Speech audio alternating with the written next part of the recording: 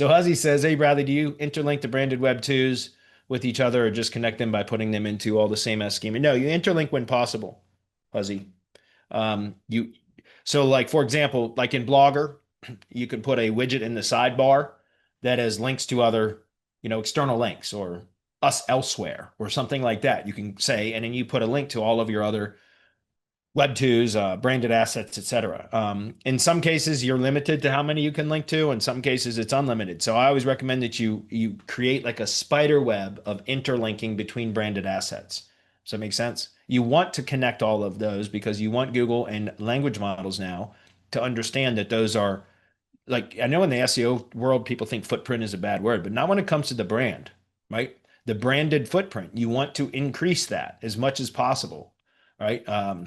So that's what we're doing when we are what I call assisting with discoverability, right? That's why I always talk about in my full SEO audits. I always talk about when you develop branded and supporting assets or any external page URL that has accurate information published about that business location, which is some combination of name, address, phone number, and website, right? Those four data points or some combination of those data points. Any published mention of those data points anywhere on the web, that is known as a citation, right? A structured or traditional citation is going to be a business directory listing. But pretty much anywhere else, there's a published mention of name, address, phone number, or website, or some combination of those four data points is also a citation. It's citing a source, right? It's referencing a particular business location by company name, the location, et cetera. Some, again, some combination of those data points. Well, just having those published mentions out on the web isn't enough because Google is very inefficient at crawling the web now because of the sheer volume of URLs it has to crawl, but language models too. If we can assist in with discoverability and make it easier for them to identify where there is validating page URLs on the web that support what they understand about a particular branded business location, we think of that as a knowledge graph, right? How is the knowledge graph? How well developed is the knowledge graph for a branded business location? And we can assist with adding nodes or data points into that branded location knowledge graph by assisting with discoverability. The three easiest ways to do that is number one, link out to external page URLs that have accurate information published about the business with Google Business Posts. The Learn More button, right? That's the CTA button, use Learn More, which allows you to link to a page URL. But consistently cycle through publishing Google Business Posts that are linking to external page URLs, right? I've talked about this before. Let me pause the screen for a minute and I'll give you a quick example. You just go grab a workbook.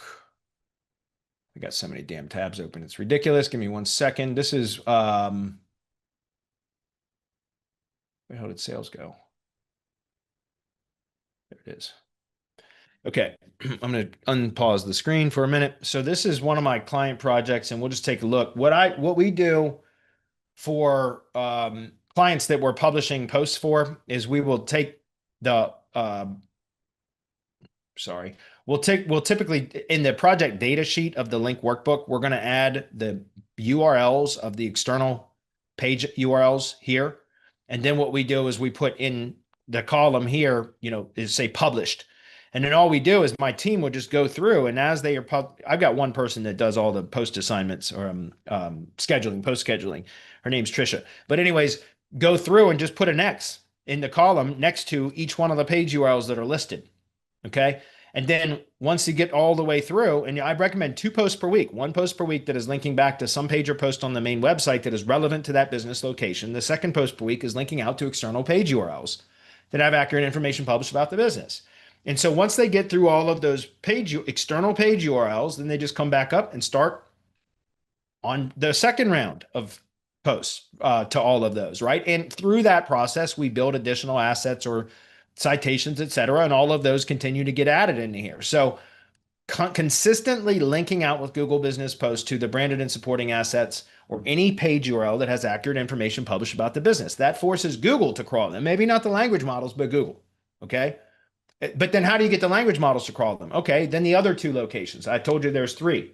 Google Business Posts is one, that is specifically for Google. The other 2 is for everything else. Language models, other search engines, et cetera. That is the same as attributes in the schema and the ID page. The ID page, we take all of those same page URLs that should be referenced in the same as attributes of the local business schema and should also be linked out to with Google Business Posts. We take that same set of URLs and then we consolidate them and reference them in the ID page. And then the ID page should be assigned to the @ID field of the local business schema, because that tells Google and all the crawlers out there, all the bots, the web crawlers out there, that when they go to crawl the location landing page and they get to the schema in the @ID field, they spider or crawl over to there. And when they get to that page, it just boom, it goes out to all of those page URLs that have accurate information published about the business, almost forcing them to pull those data points into the knowledge graph for that branded business location. Those are the three things that you can do the quickest to help build an established branded location authority. And interlinking them just helps that, because let's say that Google, for whatever, not for whatever reason, let's say Google crawls the Blogger blog, but not Tumblr in WordPress.com or something. Well, if the Blogger blog has links out to the WordPress and the Tumblr blogs as well, Google's going to crawl those also. Does that make sense? So that's why we want to try to interlink those things as much as possible, because we're trying to get the bots to come crawl them.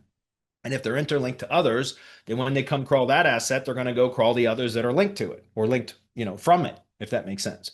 So that's kind of the whole point. We want to increase our branded footprint when it comes to SEO, local SEO. Okay.